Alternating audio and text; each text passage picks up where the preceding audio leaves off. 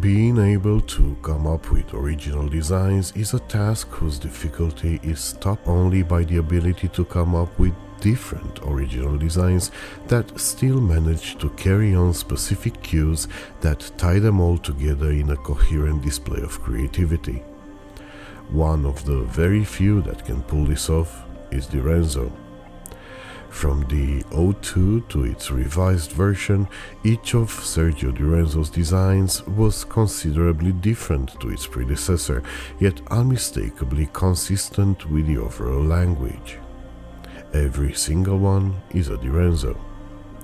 By the end of 2023, I was so confident Sergio can design a microwave oven that would still look like a Direnzo that my only sense of wonder was not about whether or not I would like the design of his next watch, but rather if I would simply love it or really love it. It's easy to draw comparisons with last year's huge hit, the Aerolite.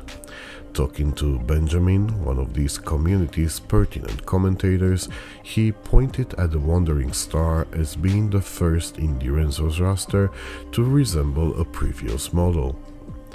The integration of one of the most outrageously courageous bracelets I've ever seen, the Zenith Defy-esque way the dial seems to erupt from the case, the satin brushed finish giving it the distinct 60s industrial design slickness, they all seem to be replicated on this year's model.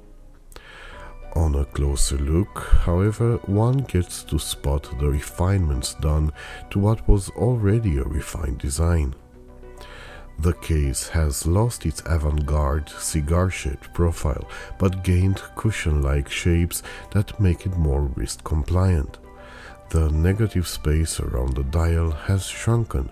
The lugs now seem to have been scooped out from the case, creating an audacious sunken point of contact with a bracelet that kept its voluptuous taper, now accentuated by delicate chamfers.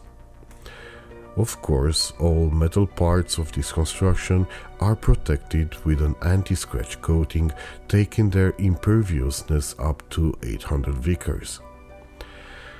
I have also seen criticism aimed at a perceived thickness of the watch, and particularly at the admittedly somewhat perfunctory way of disguising it by scalloping the sides, but as you'll get to see later, the watch sits very flat and the slits are consistent with the overall design. The dial takes the retrofuturistic concept of the case bracelet ensemble and dials it up to 11. If the schematics appearance of the O2R looked like a blueprint for some device conceived by advanced human technology, this one looks like what humans might believe alien technology might look like. I can't think of any feature I would change, even if this is the area of the watch that will get most of my criticism. This is a dial where functional compromises had to be made just to get an aesthetically perfect result. Take for instance the lack of minute markers.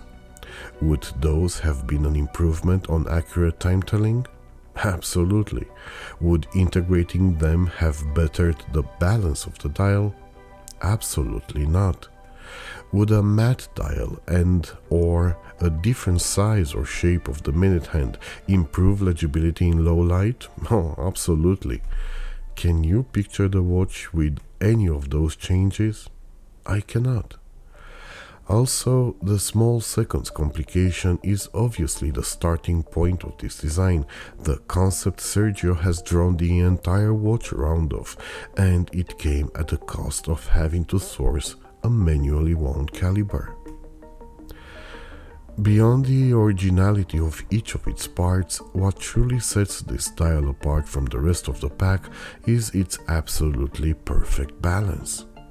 Every dot and every line is replicated to scale throughout, and there's a sense of applied mathematics in these proportions. Looking at this dial immediately made me think of the Fibonacci spiral, and while I, personally, am a fan of this approach, I can understand some may find it rather cold and impersonal. On my 19cm wrist, the watch wears perfectly. It does have a larger footprint than its 38mm diameter might suggest, but I wouldn't go as far as other reviewers suggesting this wears like a 40 plus. I guess wrists between 16 and 20 centimeters should be able to pull this off with relative ease, especially when sizing the butterfly clasp is helped by the inclusion of half links.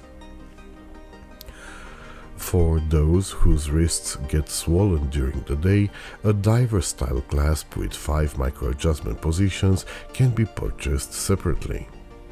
Or, alternatively, if you want to ruin the balance of the watch, you can purchase it on one of 2 leather straps. I am a fan of leather straps, particularly of brown and tanned ones, but I don't believe this is a good pairing. Had it only been available on this leather strap, I would have looked away.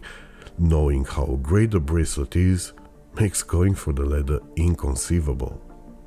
I guess the black one might fit better, but this is a bracelet watch through and through. Regular straps give it an interesting vintage DRZ-02-like vibe, but no, I would only buy this on metal. Speaking of which, is this a watch you should buy or rather ignore, consider or shortlist? I personally shortlist every new Direnzo since before being announced. Having worn this one for a couple of weeks, the answer is an obvious, clear and loud buy. How about you? Is this the watch you want? Is there another $850 watch you like better? What do you think about this watch? How about this one? Keep on tuning in to my reviews and I'm sure we'll eventually find the watch you want.